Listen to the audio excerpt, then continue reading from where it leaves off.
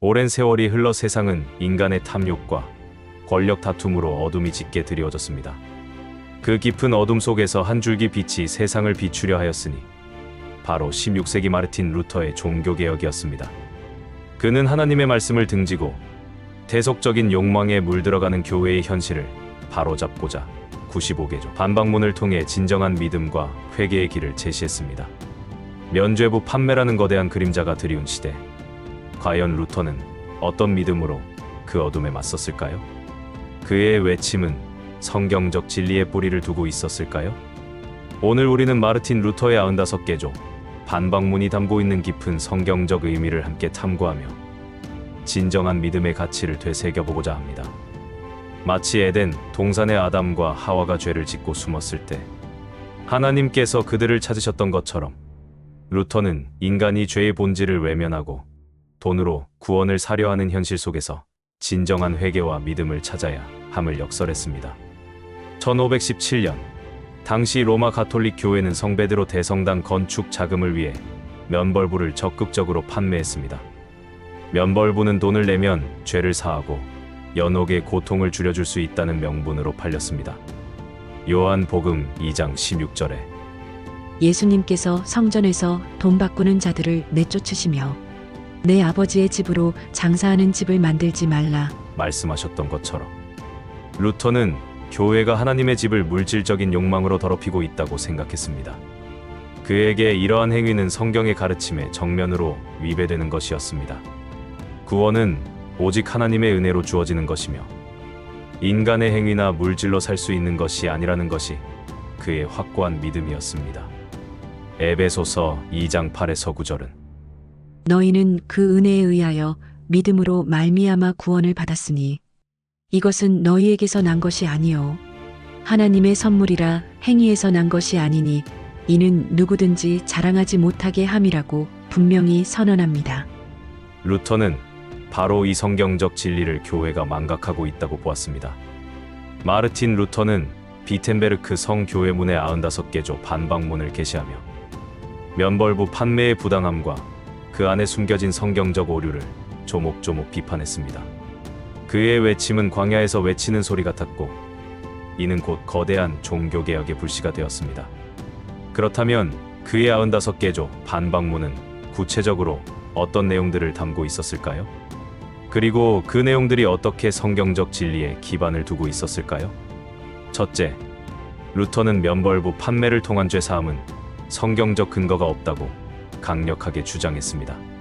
죄의 용서는 오직 하나님만이 하실 수 있는 일이며 인간의 권한을 넘어선다고 보았습니다. 시편 51편 4절에서 다윗은 내가 주께만 범죄하여 주의 목전에 악을 행하였사오니라고 고백하며 죄의 최종적인 대상이 하나님임을 고백합니다.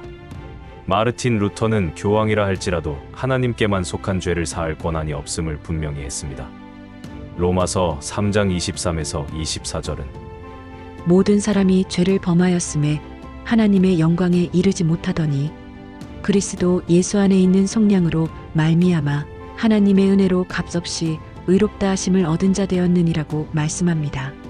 죄사함은 오직 그리스도를 통한 하나님의 은혜의 영역이지 인간이 만든 면벌부로 거래될 수 있는 것이 아니었습니다.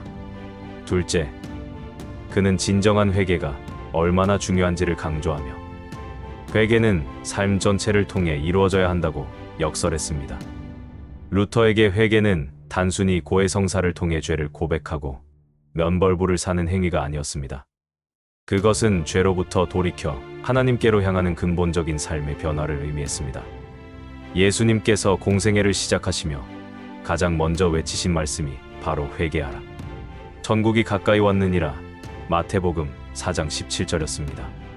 이는 일시적인 후회나 형식적인 고백이 아니라 삶의 방향을 완전히 전환하는 영적인 혁명을 의미합니다. 누가복음 3장 8절에서도 세례 요한은 그러므로 회개에 합당한 열매를 맺고라고 말하며 회개의 외적인 증거를 강조했습니다. 셋째, 교황의 사죄 권한은 제한적이며 교황이 사할 수 있는 죄는 그가 부과한 형벌에 국한된다고 주장했습니다. 그는 교황이 하나님의 자리에 앉아 죄를 사하는 권한을 행사하는 것을 용납할 수 없었습니다. 요한일서 1장 9절은 만일 우리가 우리 죄를 자백하면 그는 미쁘시고 의로우사 우리 죄를 사하시며 우리를 모든 불의에서 깨끗하게 하실 것이요라고 말씀하며 죄 사함의 주체가 오직 하나님이심을 다시 한번 확인시켜 줍니다. 교황은 인간으로서 죄 사함의 권한을 가질 수 없으며 단지 교회법에 따라 부여된 특정 형벌을 면제할 권한만 있을 뿐이라고 루터는 보았습니다. 이는 인간의 권한과 하나님의 권한을 명확히 구분하려는 시도였습니다. 넷째, 연옥에 있는 영혼에게는 면벌부가 효력이 없다고 주장했습니다. 당시 교회는 연옥의 존재를 믿으며 산 자가 면벌부를 사며 연옥에 있는 죽은 자의 영혼이 고통에서 벗어날 수 있다고 가르쳤습니다. 그러나 성경은 연옥에 대한 명확한 언급을 하지 않습니다. 루터는 성경에 근거하지 않은 교리를 받아들일 수 없었습니다. 기브리서 9장 27절은 한 번 죽는 것은 사람에게 정해진 것이요 그 후에는 심판이 있으리니라고 말씀합니다.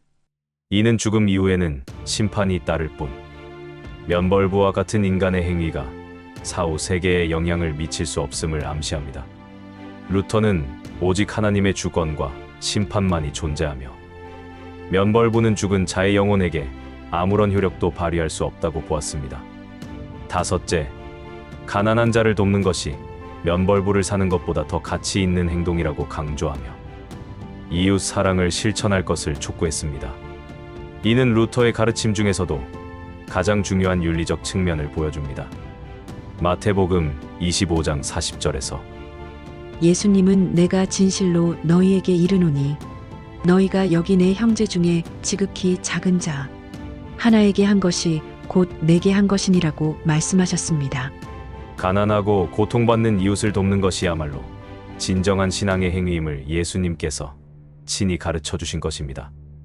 루터는 면벌부에 돈을 쓰는 것보다 그 돈으로 가난한 이웃을 돕는 것이 훨씬 더 하나님 앞에서 의로운 행동임을 강조했습니다. 야고보서 2장 15에서 16절은 만일 형제나 자매가 헐벗고 일용할 양식이 없는데 너희 중에 누구든지 그에게 이르되 평안히 가라 덥게 하라 배부르게 하라 하며 그 몸에 쓸 것을 주지 아니하면 무슨 유익이 있으리요라고 말하며 믿음은 행함으로 나타나야 함을 역설합니다. 루터는 바로 이러한 성경적 사랑의 실천을 촉구한 것입니다. 마르틴 루터의 95개조 반박문은 단순히 교회의 부패를 고발하는 것을 넘어 성경의 진리를 회복하고 진정한 기독교 신앙의 본질을 되찾으려는 몸부림이었습니다. 그의 외침은 인쇄술의 발달과 맞물려 유럽 전역으로 빠르게 확산되었고 종교적, 정치적으로 엄청난 파장을 일으켰습니다. 교황 청과의 갈등이 심화되어 결국 파문당했지만 그의 투쟁은 개신교의 형성에 결정적인 계기가 되었고 오늘날 우리가 누리는 종교의 자유와 개인의 양심의 중요성을 일깨우는 중요한 역사의 시작점이 되었습니다. 그는 구원은 오직 믿음으로 말미암는다는 이신칭의 교리를 강조했습니다. 로마서 1장 17절은 오직 의인은 믿음으로 말미암아 살리라고 선포합니다.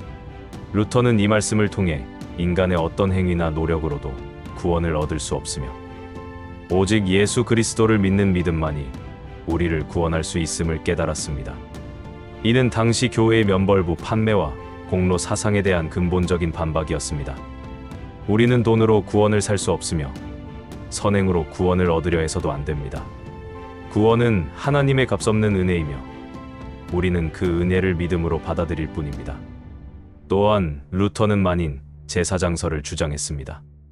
베드로전서 2장 9절은 오직 너희는 택하신 족속이요 왕같은 제사장들이요 거룩한 나라요 그의 소유가 된 백성인이라고 말씀합니다. 이 말씀처럼 루터는 신도 개개인이 하나님 앞에서 직접 나아갈 수 있으며 성직자만이 하나님과 인간 사이의 중재자가 될 수 있다는 기존 교회의 권위를 부정했습니다.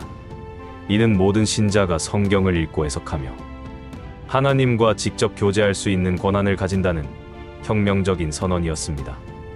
이를 통해 교회는 소수의 성직자가 지배하는 권력 구조에서 벗어나 모든 신자가 하나님의 말씀 앞에서 평등한 공동체로 거듭날 수 있는 가능성을 열었습니다. 마르틴 루터의 95개조 반박문은 단순한 역사적 사건이 아닙니다. 그것은 하나님의 말씀을 등지고 세속화된 교회를 향한 준엄한 경고였고, 동시에 진정한 믿음과 회개, 그리고 구원의 본질을 다시금 깨닫게 하는 영적인 등불이었습니다. 오늘날 우리는 루터의 외침을 통해 우리의 신앙이 과연 성경적 진리에 굳건히 서 있는지 되돌아보아야 합니다. 우리가 드리는 예배는 진정으로 하나님께 영광을 돌리고 있는지, 우리의 삶은 진정한 회개의 열매를 맺고 있는지, 그리고 우리의 이웃 사랑은 말로만 그치지 않고 구체적인 행함으로 나타나고 있는지 말입니다. 그의 반박문은 단순한 문헌이 아니라 시대를 초월하여 오늘날 우리에게도 여전히 살아있는 하나님의 말씀의 울림입니다. 아멘. 도움이 되셨다면 구독과 좋아요 눌러주세요. 감사합니다.